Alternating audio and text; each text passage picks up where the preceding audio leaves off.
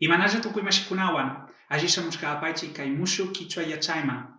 Kaya chaipika imashina kichwa shimi piyue kunata ruranatami yachakugripanchi. Shinaka mashikuna vineshina ama ashtauna yashpaja nya kajaripashunchi.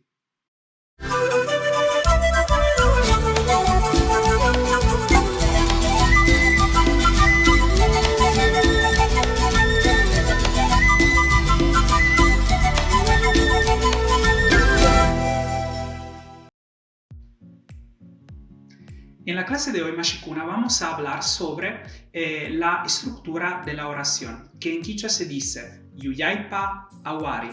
O sea, vamos a aprender cómo formar frases en quichua.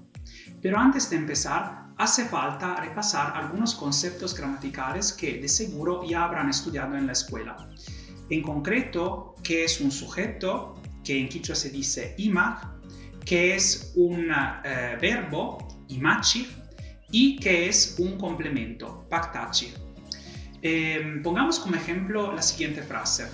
El mecánico arregla el carro. El sujeto es el que realiza la acción. En este caso, el mecánico es el sujeto. Y el verbo expresa la acción. En este caso, arregla. El complemento es el elemento que completa la frase. Aquí tenemos el carro. En realidad tenemos muchos tipos de complementos. Este es un complemento directo porque el carro recibe la acción del mecánico. Sin embargo, existen también los complementos indirectos. Por ejemplo, si digo, le regalo un carro a mi hermano es un complemento indirecto porque es el que se beneficia de la acción. Y también existen los complementos circunstanciales que indican el tiempo, el lugar o el modo de la frase. Por ejemplo, si digo compré un carro nuevo ayer es el complemento circunstancial. Pero ahora nos centramos solo en el orden de la frase. Como podemos apreciar, en español la estructura, el orden más común de las frases es el siguiente: sujeto más verbo más complemento. En cambio, el quichua usa un orden diferente al español.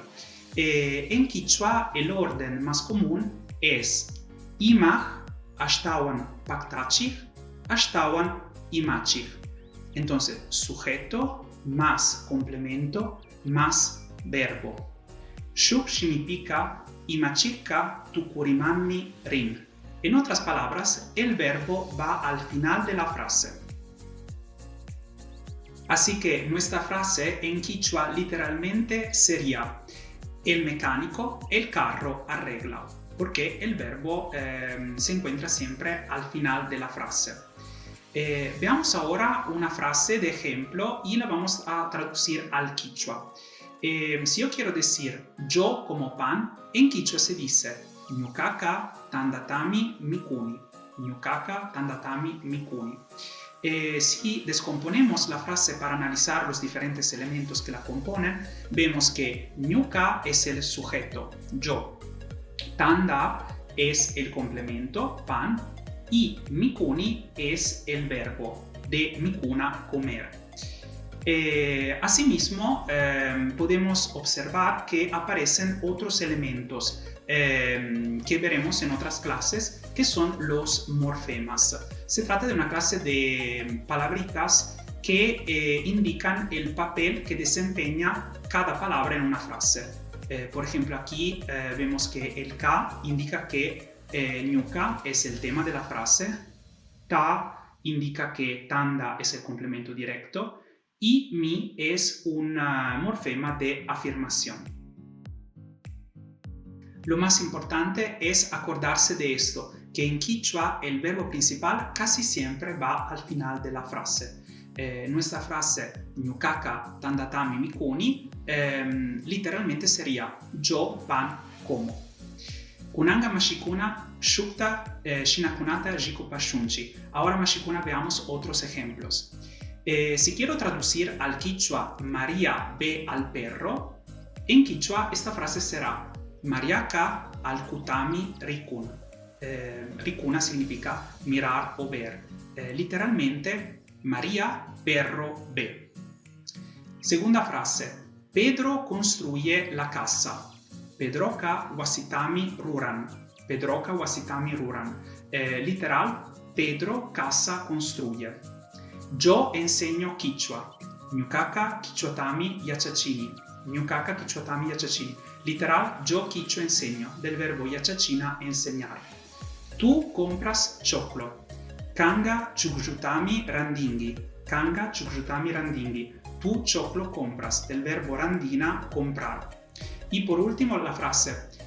Ustedes vienen de lejos. Kikinkunaka karumandami shamungichi. Kikinkunaka karumandami shamungichi. Del verbo shamuna, venir. Literalmente esta frase es ustedes lejos de vienen, porque karu significa lejos. Y manda es un morfema que veremos en otra clase, significa de o desde. En segundo lugar, vamos a aprender cómo se traducen al quichua los artículos. Realmente el runashimi no tiene artículos definidos, palabras como el, la, los, las. Sin embargo, podemos traducir los artículos indefinidos, un, una, unos, unas, mediante el número 1, shu. Por ejemplo, si quiero decir un, una, diré shu.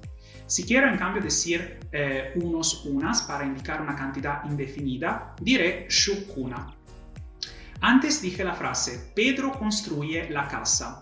Pero si ahora quiero poner énfasis en el número y quiero traducir la frase, Pedro construye una casa, diré, Pedroca shuk wasitami ruran. Pedroca shuk wasitami ruran. Si en cambio Pedro construye unas casas o una cantidad indefinida, diré Pedroca shuk wasikunatami ruran. Pedroca shuk wasikunatami ruran. Y cuidado con que no digo shukuna wasikuna. El shuk no se pluraliza si acompaña un sustantivo ya pluralizado. Shuk shina, otro ejemplo. Un perro, shuk alku o shuk ashku. Unos perros, shuk alkukuna o shuk ashkukuna. Una chica, shuk kwitza. Unas chicas, shuk kwitzakuna. Shuk yuyay pichurata shunchi. Pongamos en una frase. Yo hablo con unas chicas. Nkaka shuk kwitzakunawanni rimani. Nkaka shuk kwitzakunawanni rimani. Literalmente es yo, unas chicas, con hablo, porque el one significa con y lo veremos también esto en otra clase. Y si quiero omitir el sujeto y decir simplemente hablo con unas chicas, diré shuk kwitzakunawanni rimani. Maisuma mashikuna shinakakuna ja parchai mitukui, yupaichani kai shurku chiktari kushkamanda, shuk punjakama, aji punjaguta charipaichi.